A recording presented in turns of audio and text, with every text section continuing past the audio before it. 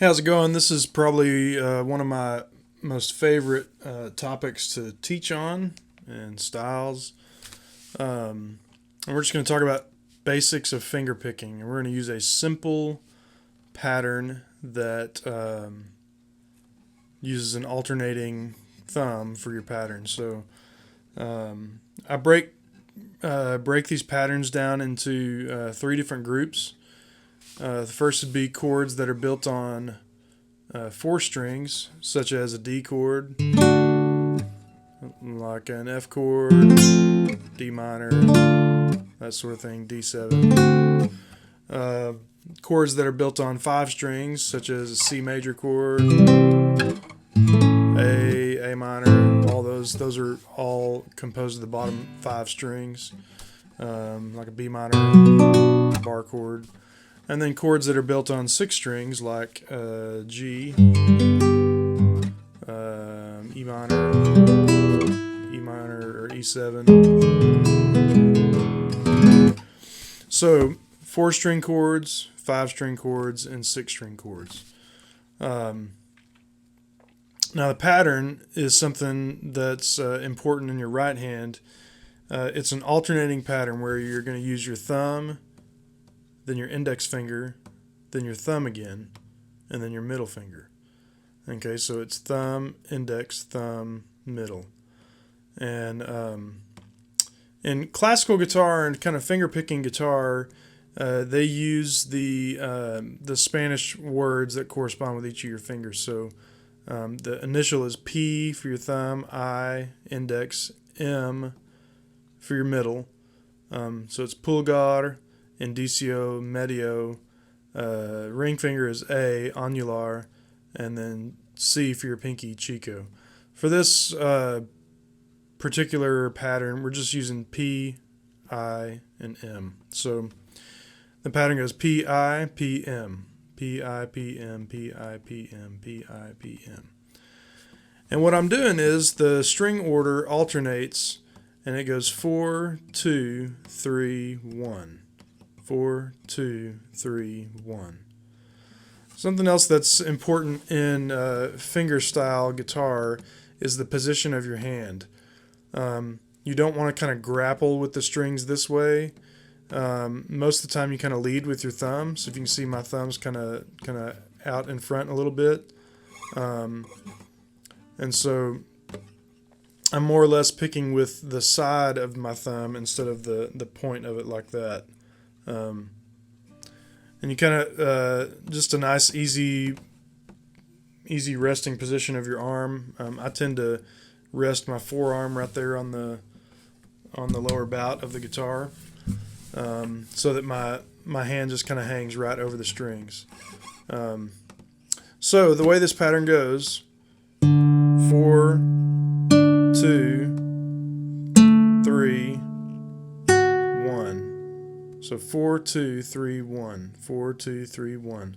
And again, thumb, index, thumb, middle, or P, I, P, M. So I'm going to follow a tempo that's like 1 and 2 and 1 and 2 and...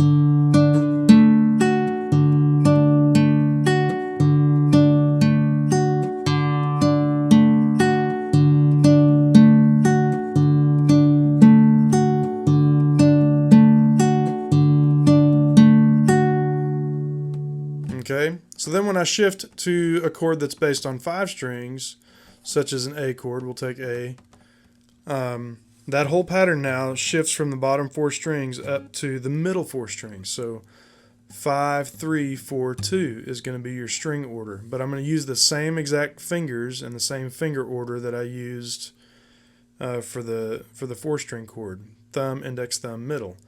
But now my string order is 5, 3, 4, 2. So I've got 5, 3, 4, 2, 5, 3, 4,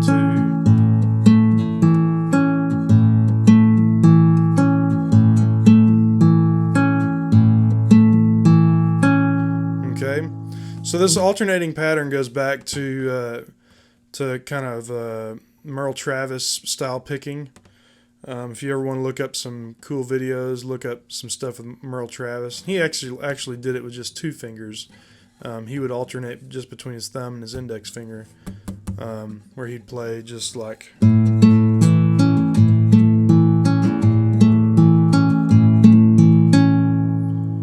And then Chet Atkins came along and took that and started adding more fingers, but.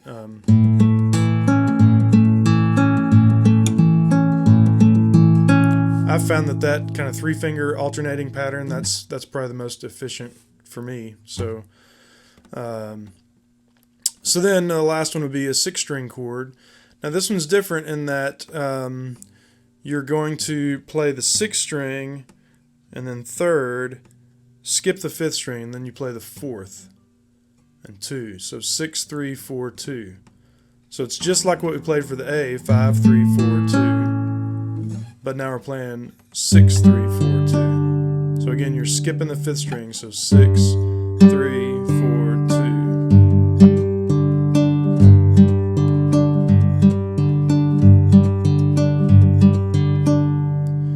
Now those are really simple patterns, but with finger picking, since you're picking individual strings, you can kind of bring out some melodies and do some really cool things by just changing one note in the chord. So like I can take a D chord, and I'm going to play these in order. A D chord, a D with the added second, that's where I'm going to lift up off the 1st string and play an open string.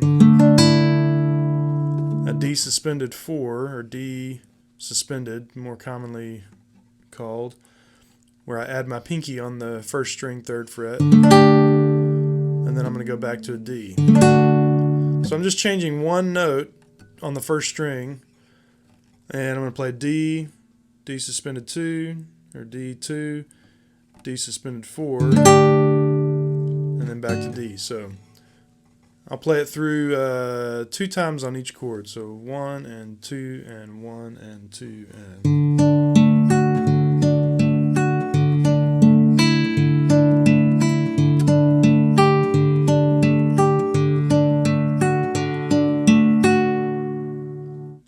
So I'm still playing this kind of slow, but if I pick up the tempo a little bit, then it's going to sound like this. So 1 and 2 and da da da da.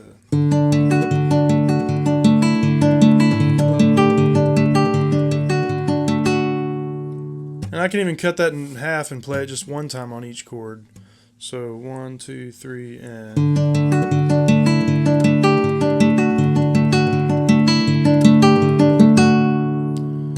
And I'm playing something really simple, but just by changing a few notes in the chord, it gives it a whole nother level. So I'm going to take a common progression, just a D, A, then I'll go to a B minor, and then I'll go to a G. And when I start out, I'll play that, just maybe 2 times through on each chord. So 1 and 2 and 1 and 2 and.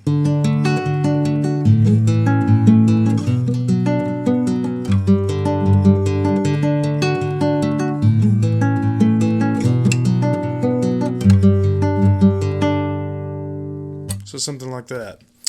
This is real common in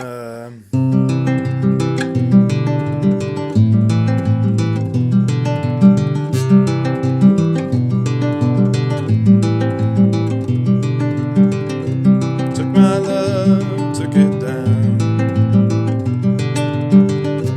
climbed a mountain, turned around, stuff like that.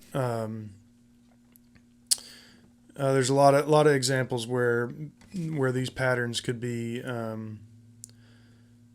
useful. All my bags are packed, I'm ready to go. I'm standing here outside the door. I hate to wake you up to say goodbye, but the dawn is breaking, it's early morn. The taxi's he's blown his horn. Already I'm so lonesome I can cry. So kiss me and smile for me. Tell me that you'll wait for me. Hold me like you'll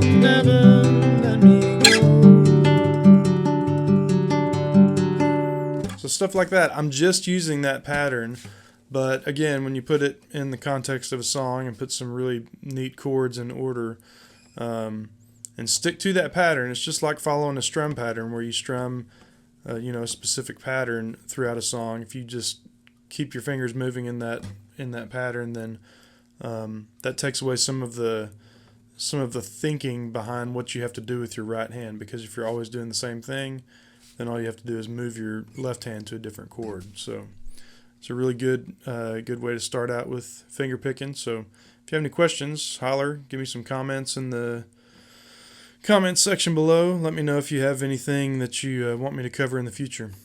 Thanks. Be blessed.